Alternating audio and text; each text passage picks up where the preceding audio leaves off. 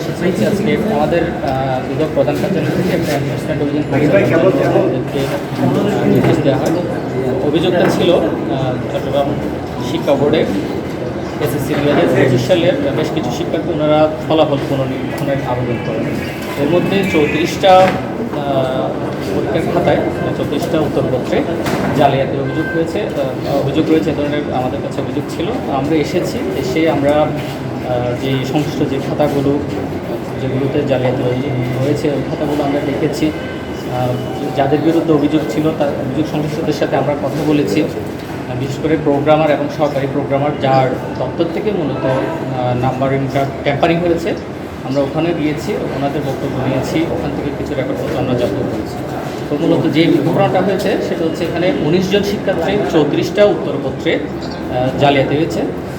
মূল খাতাতে নম্বরটা ঠিকই আছে, যেটা টপশিট আছে ওখানেও ঠিক আছে, কিন্তু এটা ইনপুট দেওয়ার সময় অর্থাৎ যেটা রেস্ট্রিক্টেড একটা রুম আছে এখানে, যেখানে হচ্ছে নাম্বারগুলো প্রোগ্রামারের রুম, ওখানে যেখানে ইনপুট দেওয়া হয় কম্পিউটারে ইনপুট দেওয়ার সময় নাম্বারটা হচ্ছে বাড়িয়ে দেখানো হয়েছে। এই ধরনের 19 জন শিক্ষার্থী 34টা উত্তরপত্রে এই ধরনের ঘটনা ঘটেছে। তো ওনাদের আবার সিস্টেম অ্যানালিস্ট নেই চট্টগ্রাম শিক্ষা বোর্ডে। কুমিল্লা শিক্ষা বোর্ড থেকে একজন সিস্টেম অ্যানালিস্ট গত 7 তারিখ এখানে এসেছিলেন, ওনার নাম বিকাশ। ওই সিস্টেম অ্যানালিস্ট উনি প্রথমে এই অনিয়মটা ওনার চোখে পড়ে, এরপর উনি চেয়ারম্যান মহোদয়, এখানকার চেয়ারম্যান মহোদয়কে সেটা অবহিত করেন। এখানকার যিনি পরীক্ষা নিয়ন্ত্রক আছেন উনিও এই অনিয়মের বিষয়গুলো জানতে পেরে চেয়ারম্যান মহোদয় বরাবর একটা পত্র দেন। তৎপ্রেক্ষিতে এখানকার চেয়ারম্যান মহোদয় একটা তদন্ত কমিটি গঠন করেন। সেটা এই মাসের 18 তারিখ এটার তদন্ত প্রতিবেদন জমা দেওয়ার কথা ছিল, কিন্তু ওনারা তদন্ত কমিটি যারা সদস্য আছেন ওনারা টাইম এক্সটেনশনের জন্য আবেদন করেছেন। তৎপ্রেক্ষিতে আরও 15 কার্যদিবস সময় বাড়ানো হয়েছে। তো এটা আমাদের ডিপার্টমেন্টাল তদন্তটা চলমান আছে। আমরা আমাদের যেটা আজকে অভিযান হলো, আমরা এখানে অনিয়ম পেয়েছি। এই ঘটনায় প্রমাণ পেয়েছেন?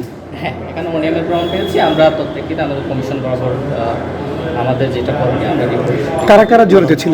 যদি প্রমাণ পেয়ে থাকেন তাহলে কারা জড়িত? মূলত এখানে অনিয়মটা হয়েছে প্রোগ্রামার এবং সহকারী প্রোগ্রামার হচ্ছেন জনাব আব্দুল মালিক এবং সহকারী প্রোগ্রামার আবুল হাসান মোহাম্মদ রাজু আহমেদ। মূলত ওনাদের রুম থেকে হচ্ছে এই ঘটনাটা নাম্বার টেম্পারিংয়ের ঘটনাটা ঘটেছে। এখন কি মনে হয় যে যারা যে ফলাফলগুলো জালিয়াতি ঘটনা ঘটেছে তাদের সাথে প্রোগ্রামারদের যোগাযোগ অর্থের বিনিময়ে এখানে এখানে আসলে একজন দুজনের পক্ষে এটা করা সম্ভব না। এটা আমাদের কাছে যেটা মনে হচ্ছে এখানে একটা চক্র জড়িত আছে। আমরা আসলে অনেক দিন ধরে এ ধরনের কথাবার্তা শুনছিলাম, আজকে এসে